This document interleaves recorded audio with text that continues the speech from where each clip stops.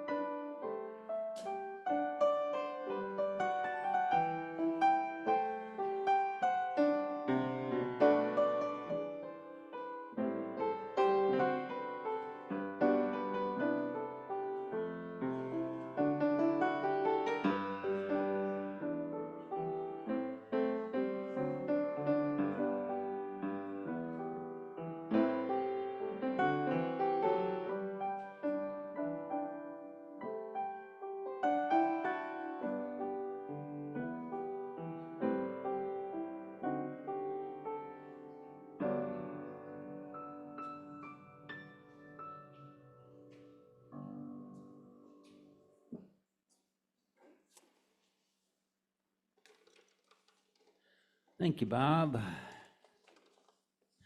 Good morning. I'm Jeff Chard of the worship team. As we go through life, we get the family we're born into, but we also get the families that we choose and who choose us. On this Sunday morning, we have chosen to be here with one another. We are alike in many ways. We share many common values. At the same time, we are each of us unique. Whoever we are, whatever we believe, whatever we bring, however we identify, whomever we love, these things make us unique. Each of us and each of you unique beings is not only welcome here today, you are a desired member, a needed member of this family. Along those lines, if you're new or recent to this community, please fill out an info sheet. They're under the clock on the back wall. And if you do that, you can get the newsletter every Thursday morning, which you should. And then you can read it, which you should. And you can join the third of our community that opens the newsletter, and we assume reads it. So there's always room for more in that regard. There's an informal orientation after the service, a Q&A for people who would like to know more about this congregation. Letty and Mary. Say hi, Letty. Say hi, Mary. They will be hosting this gathering of people who want to know more about the church. If you have a name tag, please remember to wear it. We're going to wait for Jean to go out to her car. No. If you don't have a name tag, there are blank name tags and pens in the same place as the info sheets, under the clock. We need greeters. There's a sign-up sheet on the bulletin board. We need coffee hour people. There's a sign-up under the bulletin board. And Mary McGurl and Tammy Tenerowitz remind you, it's more fun than a barrel of monkeys. Okay? I've heard that visual learning reinforces. Am I right? We'll find out. So please sign up for a blank October and a partially blank November for greeters and coffee hour people, folks. Let's see.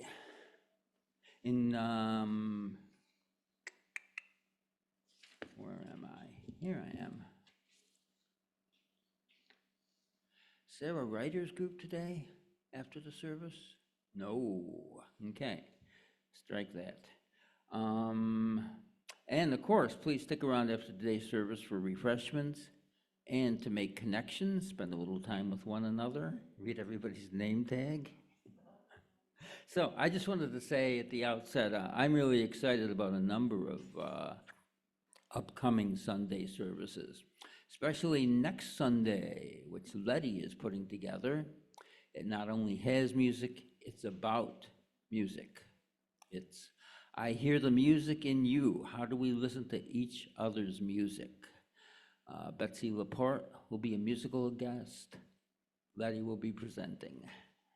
Looking forward to that. In 2 weekends, we turn climate angst into climate action. Saturday, September 28th, it's the whole weekend. Saturday, 10 to 2, and then the Sunday service. On that weekend, we join with more than 350 other UU congregations for workshops and progress and free lunch on Saturday. Save that date. Stay tuned for details.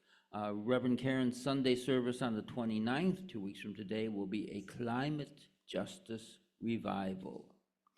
We are stewards of this land, like those who have come before us in this church, like those who have come before us on these ancestral lands of the Haudenosaunee. That final weekend in September is about being good stewards. Church meetings this week in the spiritual realm. A Course in Miracles is this Thursday evening. Ions is Saturday morning. Jack Pendrack is the facilitator for both of those. Two great groups. And another great group, Soul Matters, which is a monthly small group meeting. Starts up again in October with Deb Faust and John Camilleri. Deb is here. Say hi, Deb. There she is. So if you want to know more about Soul Manners, you can talk to Deb during the coffee hour. The best way to make connections with folks in this most excellent community is to participate in these and other activities that happen on days other than Sundays. Is there anybody here who wouldn't like to make more connections? Check out these and other events. That info is always in the newsletter, which you should read. Another save the date, just one more. The NAACP Freedom Fund Dinner, which is the first Sunday in November, is going to honor our own David Jones and other wonderful community honorees as well. So please think about attending that. There'll be a lot about that in the newsletter. Tickets cover dinner and the membership with our local NAACP chapter. UU Utica is a strong supporter of the NAACP.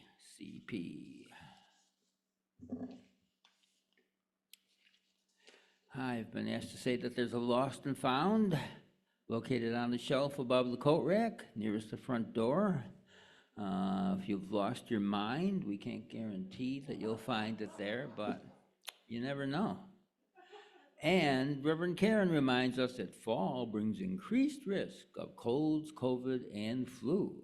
If you have any of those symptoms, or even if you think you do, please wear a mask And if you know you do, please consider participating by Zoom. Some people get a cold and bring it unintentionally to someone else who might develop pneumonia. Please think on behalf of everyone's help. Reverend Karen says, thank you. And now we have a warm, intelligent human being among us. There he is. Uh, he is Rick Werner, who taught philosophy at Hamilton College for 43 years as the John Stewart Kennedy Professor of Philosophy. I happen to know that Rick was the first in his family to graduate high school. He says he claims he's neither a liberal or conservative, describes himself as a communitarian progressive. You like that? Communitarian? We're delighted to have Rick here today. Rick, come on up for our opening words, please, if you would. And they are right here. Thank you, Jeff. And then we'll let you chat. Okay.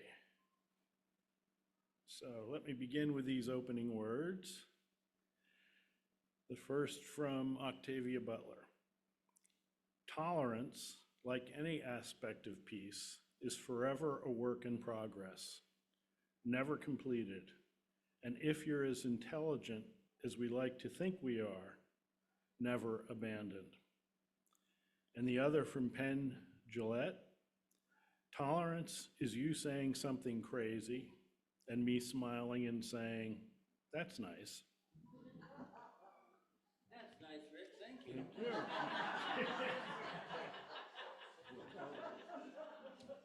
The words for our chalice lighting are from Walter Koenig. Who can tell me who Walter Koenig is? Go ahead, Melissa. Chekhov in Star Trek, that's right, so this must be true. Chekhov says, religious tolerance is something we should all practice. However, there have been more persecutions and atrocities committed in the name of religion and religious freedom than anything else. With those words, we light our chalice. Space, the final frontier. All right. There we go.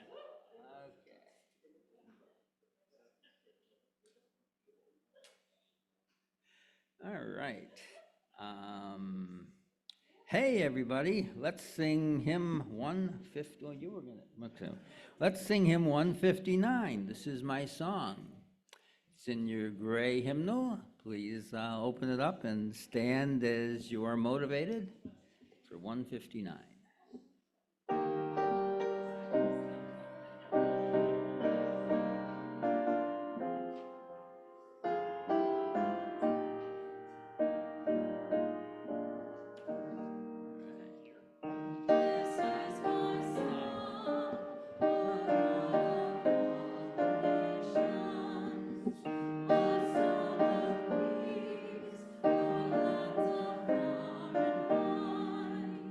Thank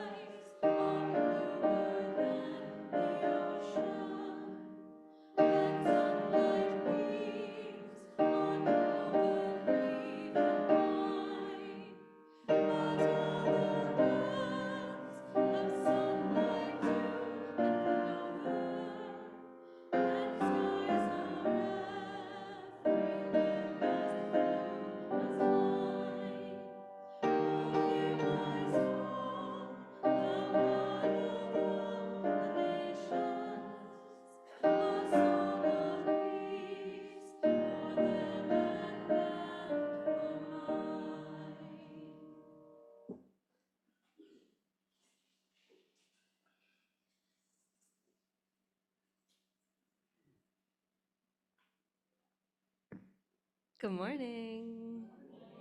It's time for Together Time, which today, unlike usual, has nothing to do with the topic. Jeff and I searched for a picture book that had any of the nuance that was also, less than 15 minutes long to read. So you're welcome. This book is about fall and trees.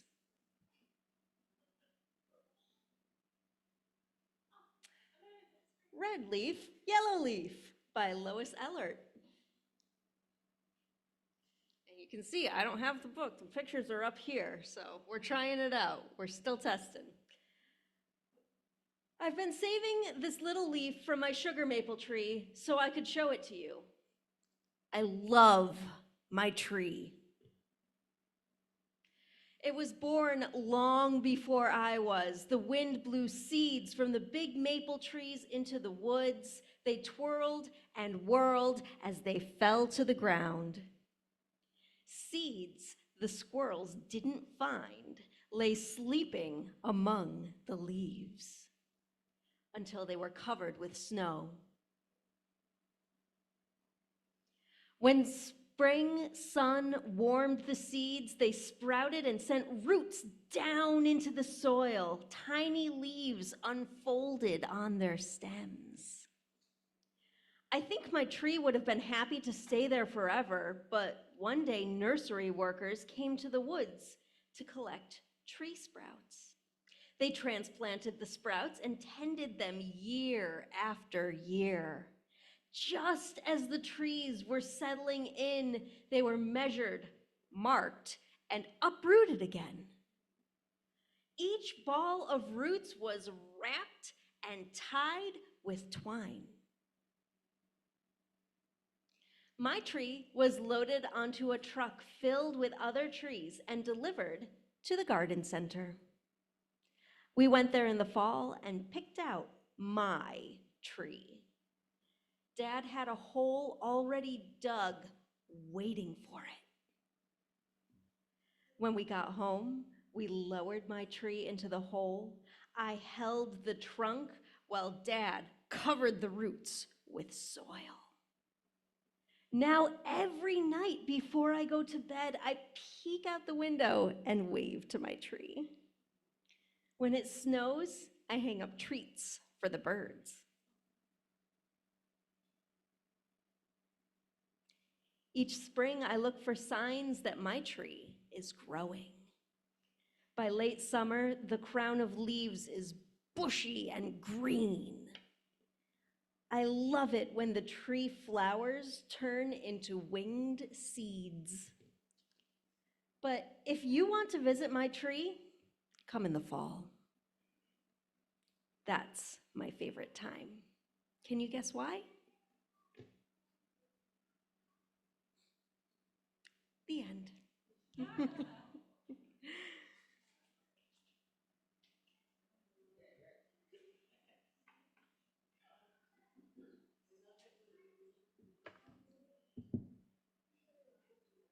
Okay, I'm going to do a reading from the Tao Te Ching, if I can find it. This is verse 29 from the Tao Te Ching, Stephen Mitchell translation.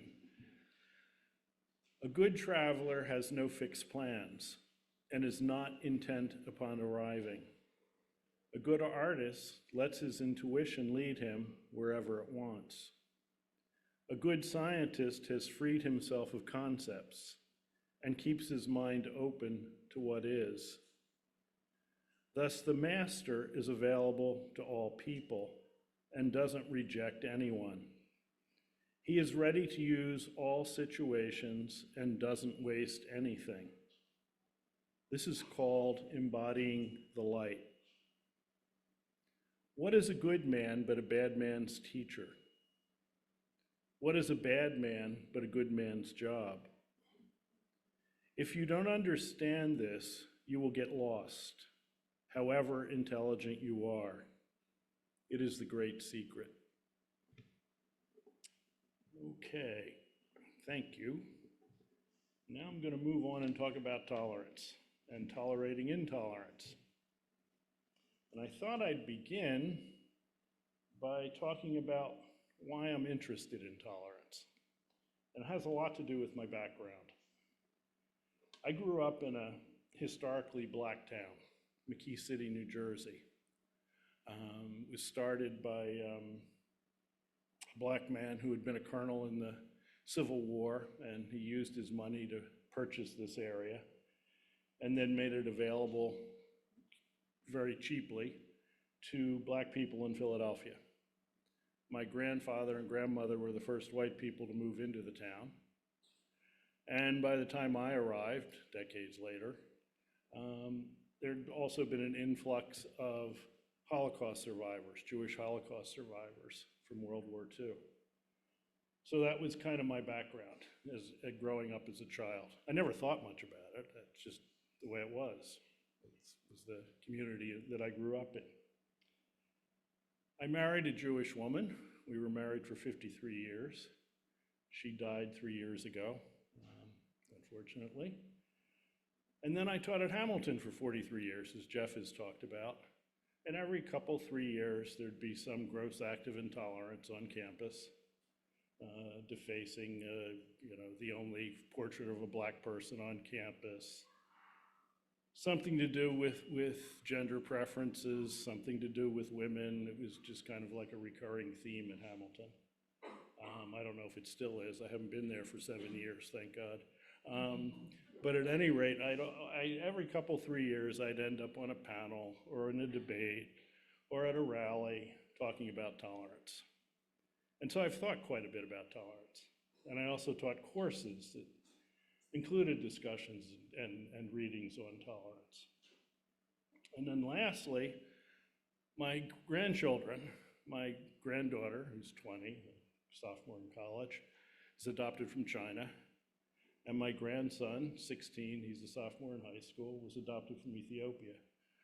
So I have a family of Jews and African Americans and Chinese Americans and a bunch of crackers, my own background. At any rate, this gave me a big interest in tolerance, really my whole life. What I want to talk about is what seems to me to be a fundamental tension in the very idea of tolerance. And the tension is this: if we tolerate intolerance, it threatens to undermine tolerance. To undermine not only tolerance, but democracy that makes tolerance possible. That this kind of comes as a package. And so the question arises for me, how much intolerance do you tolerate before it's enough? Now, I'm a philosopher. I have no answer to that question. It's a dodge I can always use. But I think it's a really important question. And I think it's one we have to think about individually and decide what we think is enough in terms of intolerance. I'd point out to you that that there's a kind of tactic of using tolerance to undermine intolerance. Mussolini used it, Hitler used it, Putin used it, Orbán used it, Netanyahu used it. It's a very easy thing to do if you stop and think about it.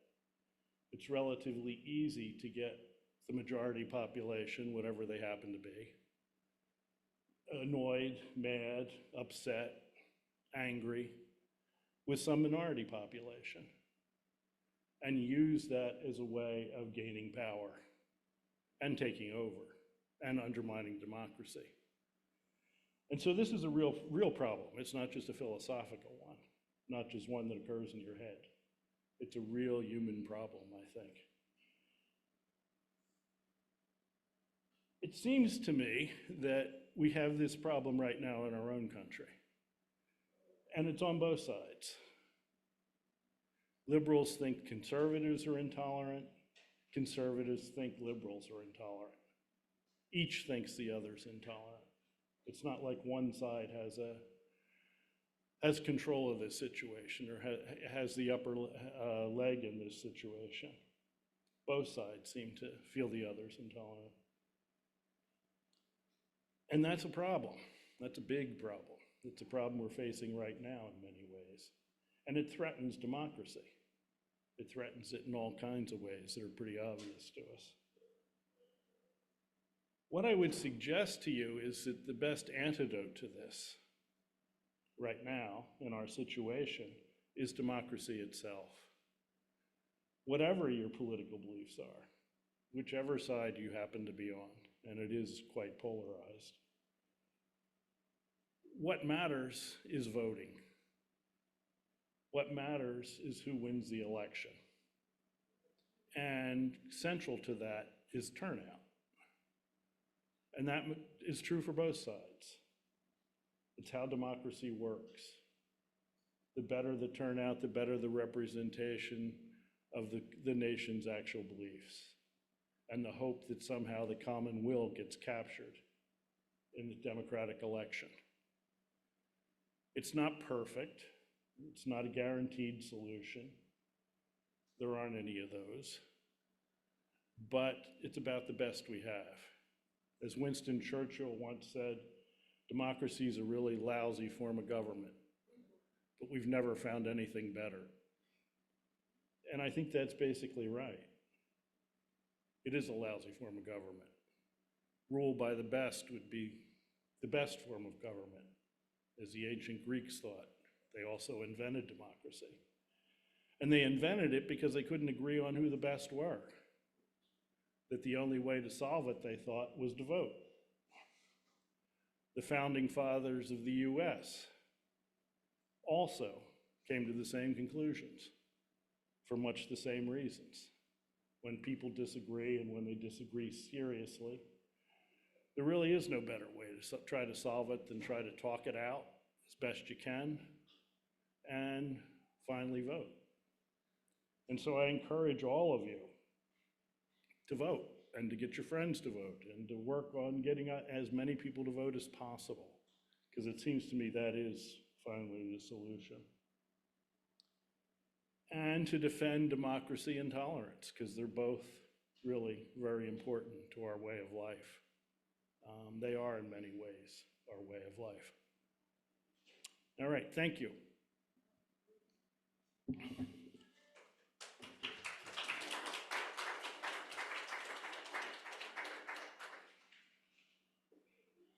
Thank you, Rick.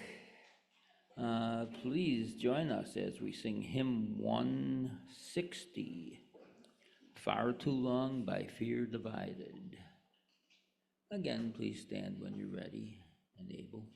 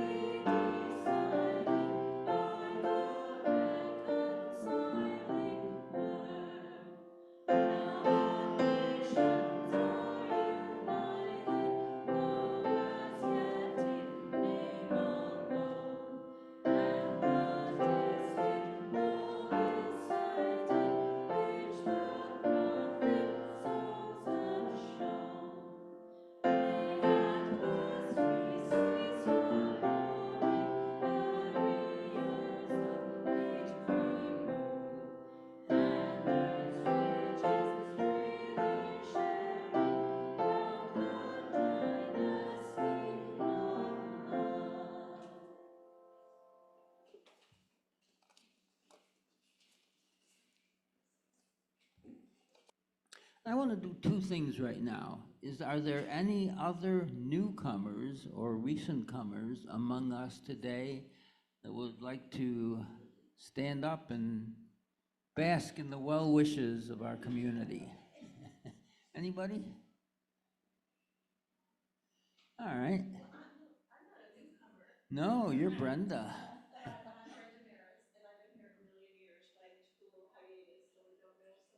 Hey, Bren, this is unusual. Some of my, I have a friend family that's very, very special to me. I hope all of you have some. But today, some friends of mine, Jackie and Billy, came to church. They are members of the Paris Hill Three Steeples Church, and they came to hear Rick because they like to think about philosophy. Billy puts the philosophy quote out on the blackboard every Thursday night. If you haven't taken advantage of the free donation-funded Paris Hill Thursday night music series, you've got 2 more chances to do it. This Thursday, the Small Town Big Band is going to be there. The way it works, there's a potluck at 5:30, and then just a set of music, 6:30 to 7:30, and then go home and do whatever else you want. The evening is still young. In 2 weeks from, in 2 Thursdays from now is the finale, which is a number of the performers who have been in the series on Thursday nights this year. The theme, there's always a theme, the theme this year is Eastern Standard Tunes. Tunes from performers, writers, musicians along the East Coast, Eastern Seaboard. And same thing, potluck at 5:30, music 6:30 to 7:30. Should be a lot of fun. Come on out. And the other thing I'm going to do today that wasn't in the order of service is see if we want to open up a little bit of a question and answer period to Rick.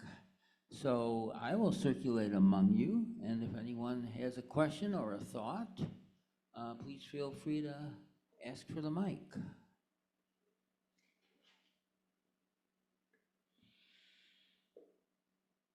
Hey, Jackie has one.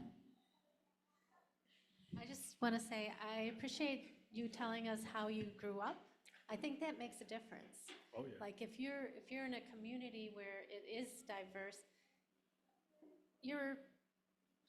there is no color, there is no, you know, you're just fellow citizens. You're just part of the community. So Especially I think that for makes kids. a difference. Yes, it's normal to have friends of all colors. So I'm a student of Stoic philosophy. That's why I'm here, because I've become friends with Rick, and I really respect Rick. The more I get to talk to him, the more I like him. And I happen to like everyone I've met here over the years.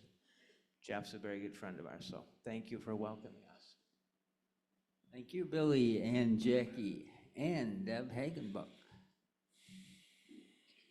Could you talk to me a little about how I tolerate blatant hatred, racism, or suggestions of violence in a way that kind of undermines that approach and de-escalates, but takes a stand when a stand is necessary? So I don't have any simple answer to that question. I don't think there is a simple answer to that question. I tend to think that when it comes to moral issues, especially complex moral issues, context is incredibly important. And so it depends a lot on the context, what's going on, how it's happening. I agree. I think that intolerance, left to its own devices, can undermine tolerance and democracy along with it. And so it's important to draw a line, or at least at times it's important to draw a line. Because if we don't, we lose both tolerance and democracy. When it's hatred, when it's violent, it seems to me then it starts to become clearer. When harm's involved, it's a different story, I think. I think people should be allowed to do whatever they want to do, as long as they're not harming anyone else. And by harm, I mean something like making the other lesser. The other lesser. Undermining their dignity as a person. Undermining their personhood. And that can be done not just with physical violence, but with psychological violence, with words, not just deeds. And it's very dangerous because one leads to the other. The psychological violence very easily leads to the physical violence. And so again, I don't have any clear algorithm for you in terms of how to deal with intolerance. I think each of us has to consult our conscience, our own integrity, what we can put up with, what we can't put up with, where we take a stand, where we turn our spade, so to speak, where we hit bedrock. And again, I know that's not the clearest, but it does seem to me how we human animals function, when we function at our best, at least. Does that get at your question? I think that is true, and I think one of the problems with our democracy is that we need to start with making sure we have our own internal framework, where we come from. Otherwise, anybody can convince you of anything. You can ping pong back and forth. So yes, I believe it's doing a lot of core work to be ready to be responsive to that. I think it's even more complicated. The last 60, 70 years, in psychology in particular, the discovery of cognitive biases and mental heuristics that are simply wired into our brain. It's how we evolved. They're mental shortcuts, which worked well when we lived on the savannah and were hunter-gatherers, but don't work particularly well in modern society when we're no longer hunter-gatherers. And they cause us to be irrational.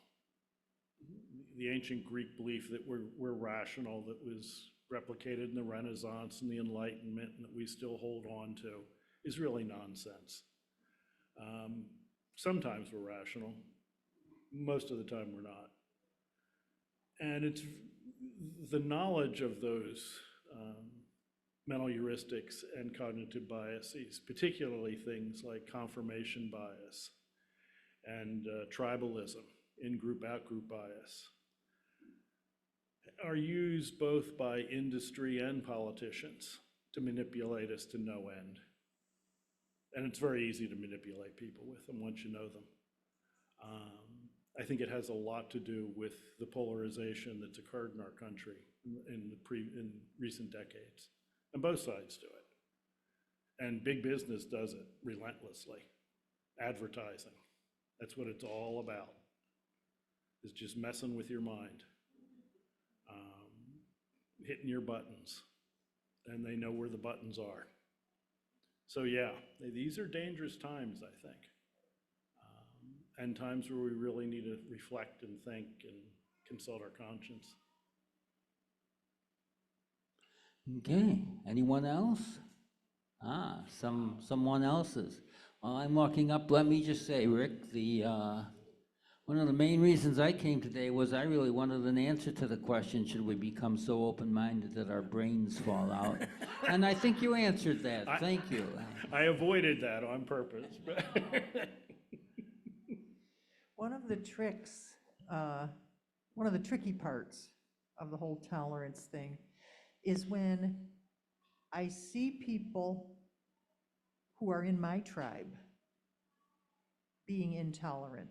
I mean, it's very easy for everybody in the same tribe to be intolerant of the others and say, okay, well, but when I call out somebody in my tribe and say, we are being intolerant ourselves, it's not just them who's intolerant, we're being intolerant. Now I got another battle, because we don't always recognize how destructive we're being. So it's broader than an us versus them thing. It's an us versus us thing.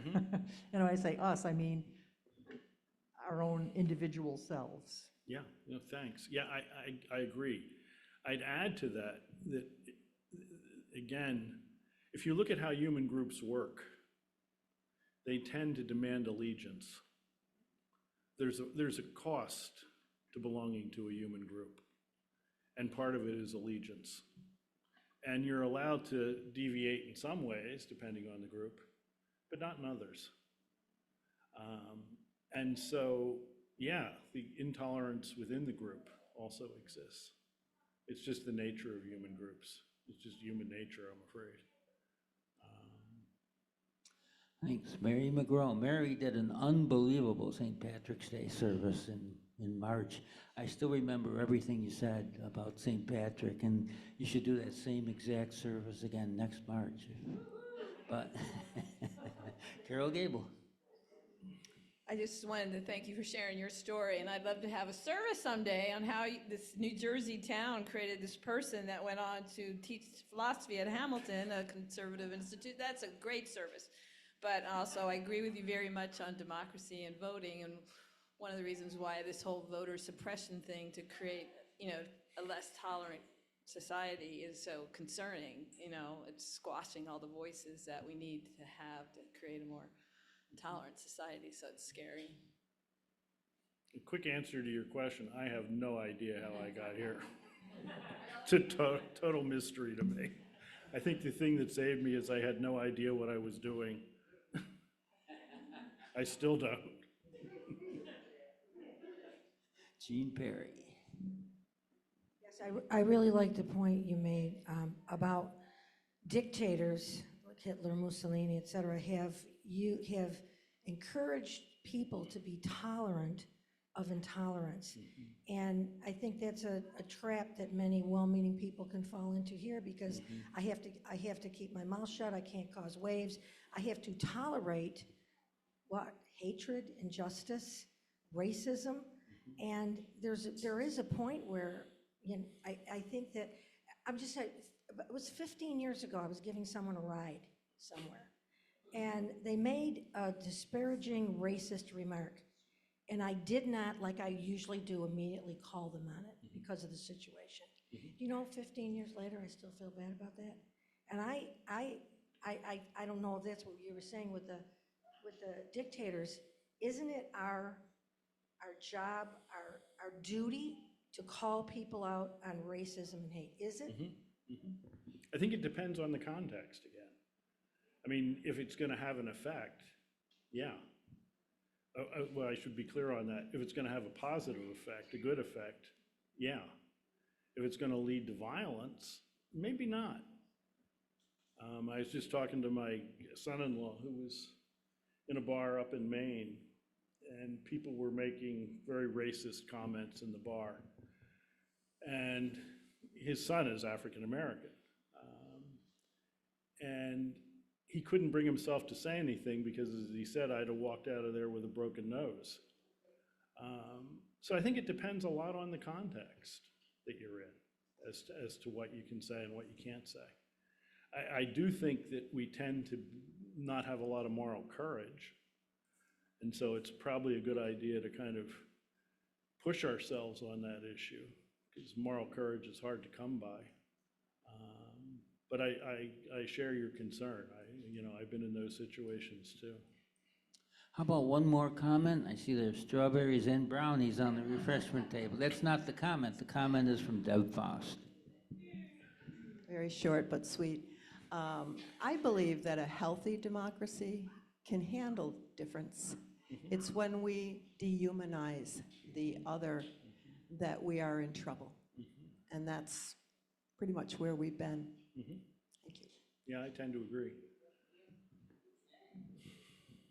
Hey, Rudyard is here. What does that mean? It means there's a writers group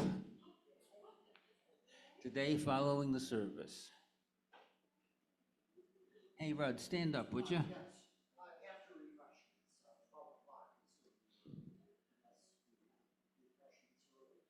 after refreshments or around 12 o'clock? All right. Now that goes on. There we go. Next. This. Sure.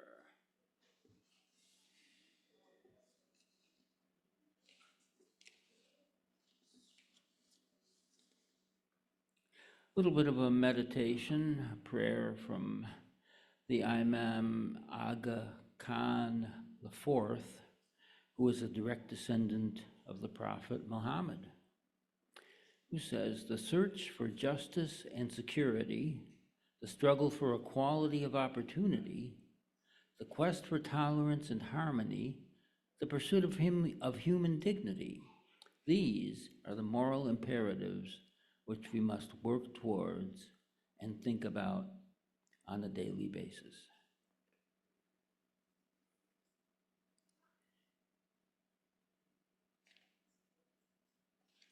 The offering is going to be short today.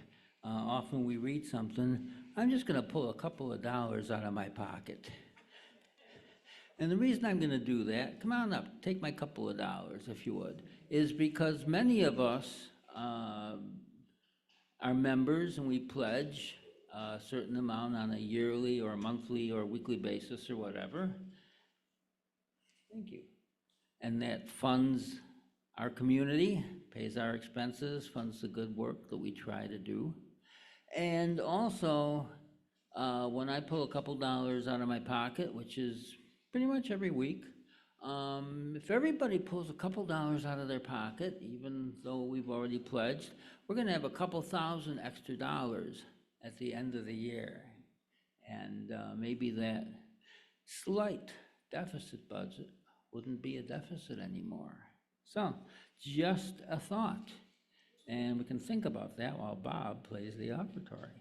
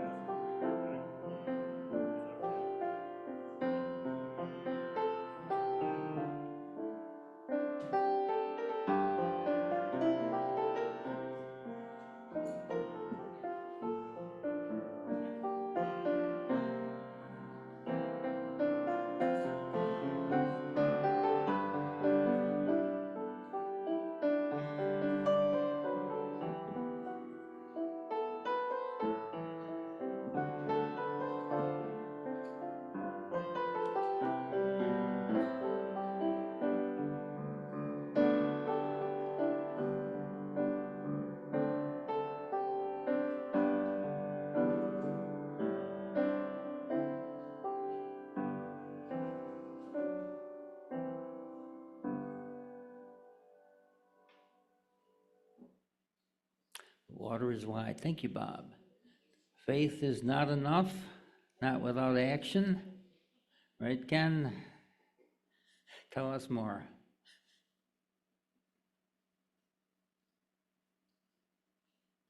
Good morning. I'm Ken Drake, and I work with a group of individuals from this church called the Democracy Action Task Force. Recently, we put together a UU statement on democracy, which we talked about at the service last week, and it has a lot of connections with the conversation Rick had with us this morning. Our statement is a statement that's centered on human rights and tolerance for all people in America.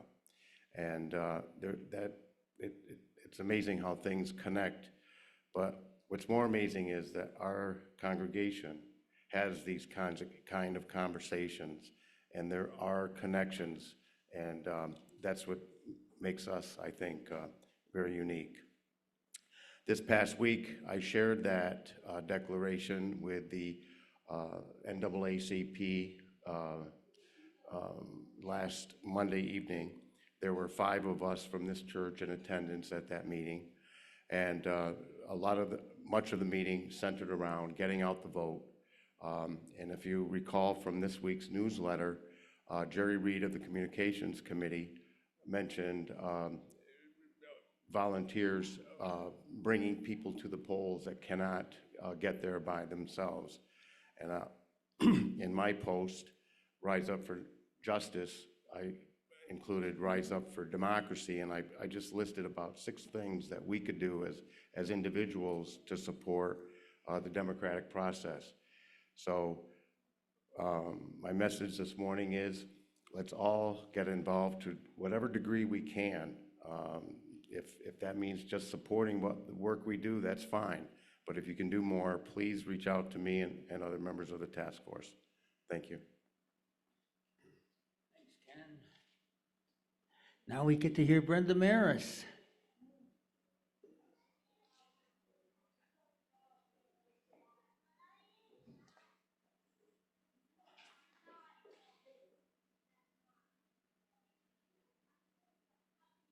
So our benediction, I think I'll read it twice.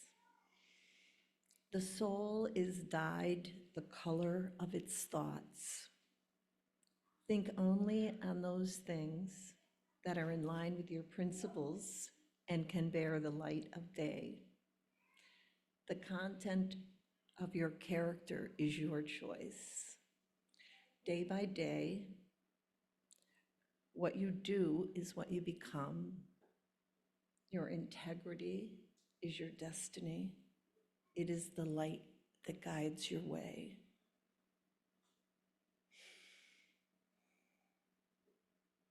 The soul is dyed the color of its thoughts. Think only on those things that are in line with your principles and can bear the light of day. The content of your character is your choice. Day by day, what you do is who you become. Your integrity is your destiny. It is the light that guides your way. Thanks, Brian. I'm going to ask Rick if he will lead us in our words to extinguish the chalice.